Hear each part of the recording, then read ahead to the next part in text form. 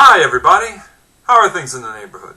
Hopefully they are well, and if not, hopefully they improve. It's Sunday, so it's time for another point of view. Going to jump right into things with a lovely little segment you might be familiar with called Nature Hates Us. Folks, I'm not fond of the beach. For starters, if you've listened to the past segments of Nature Hates Us, you would probably realize that going for a swim at the beach or any large body of water increases your chances of possibly being bitten and or eaten by a shark or being attacked by an alligator or crocodile, depending on your geographical location. Add to that the non-lethal things that you have to put up with when going to the beach that are just inconvenient more than anything else. Like possible sunburn, having to find parking, getting sand on you, and sometimes in uncomfortable areas, having to swim in water that other people and all forms of aquatic life urinate in, and God knows what else. Having to be outdoors, having to be around other people. Okay, maybe some of those are just applicable to me and anybody else with the tendencies of an introvert and or a recluse. And sure, maybe I'm being over the top about it. I mean, the beach does have its positives. You get some fresh air, maybe have a barbecue, you get to enjoy a great view. And I'm not just talking about the landscape either. Actually, that's probably the most important positive about the beach. The scenery. Such amazing scenery. Let's take a moment to enjoy the many great things you can see at the beach. Ooh, that's a good one. Oh my, gosh, I love the beach. Wait, no, that's not what I was getting at. Sorry, I got sidetracked. What was I talking about? Right. So this past week, nature gave humans another reason to avoid going to the beach, when in Oxnard, California, a yellow-bellied sea snake was discovered on the beach. Yellow-bellied sea snakes are incredibly venomous and dangerous to humans.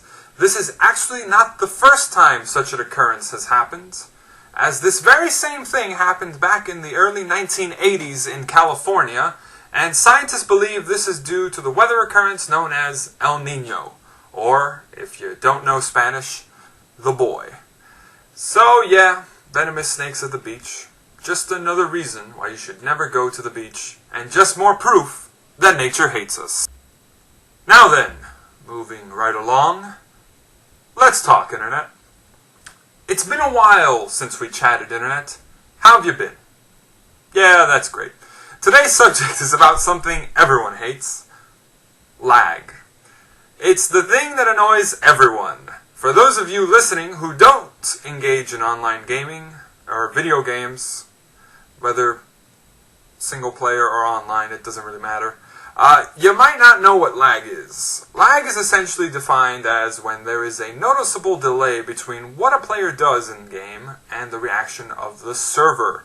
For example, let's say you're playing a game where you have to click to walk or to attack an enemy in front of your character.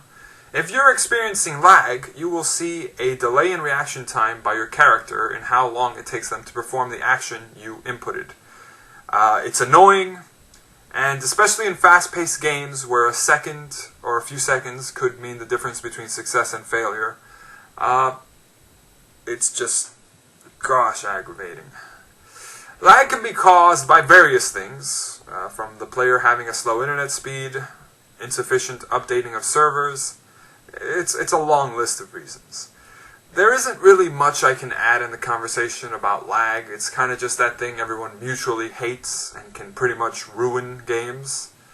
All in all, the point of this segment is, I hate lag so much.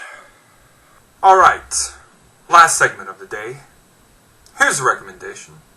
Today's recommendation keeps with the October theme of Halloween. It's a classic tale involving a group of people who succumb to being preyed upon by an ancient being who has lived for centuries. A creature of the night. An undead who preys upon the life essence of the living, drinking their blood. An aristocratic foreigner commanding followers loyal to him. Legions of vermin and beasts, and even at times the very elements. Incapable of death at the hands of time, I speak of the iconic creature of legend, the vampire. The book in question is called Dracula by Bram Stoker. It starts off following Jonathan Harker, a solicitor doing business in Eastern Europe, traveling to meet and finalize a deal for a house in London, England, with a Transylvanian nobleman. As the story progresses, it becomes apparent that the Transylvanian nobleman is not all that he appears. Other characters become involved in a spiraling series of interconnected events, culminating in a journey to put an end to the ancient being that has sought to spread evil beyond his domain once and for all. It's a story about love, friendship, bravery, and perseverance.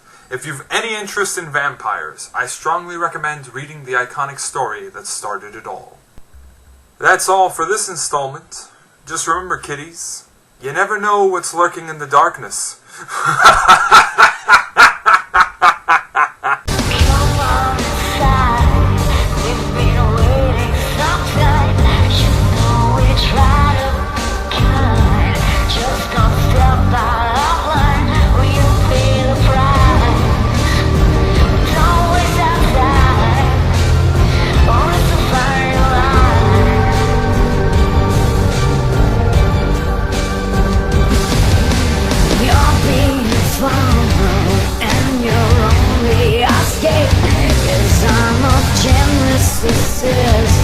But it doesn't come cheap.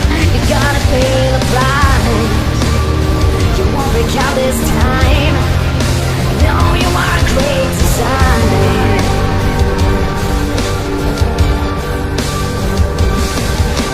Gosh, the beach is such a terrible, horrible, amazing place.